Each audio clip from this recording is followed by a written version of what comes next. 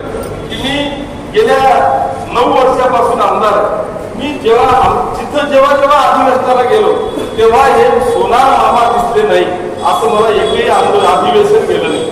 आणि त्या ठिकाणी टोपीवाला मामा त्यांच्यावर दोष वाक्य आहे आणि त्याच्यावर त्यांनी कंप्लीट केलेलं आहे. किती छापले आहे मला माहित नाही, पण टोपी कधीच उतरत नाही. या सगळ्या टोप्यात पण मला आज सांगताना आनंद होतोय की तुम्ही देखील 10-15 वर्ष सोनार मामांच्या बरोबरच अनेक शिक्षक संघर्ष करत होते आणि आतापर्यंत आलेल्या सगळ्या सरकारांनी त्यांना फक्त चुना लावण्याचं काम केलं.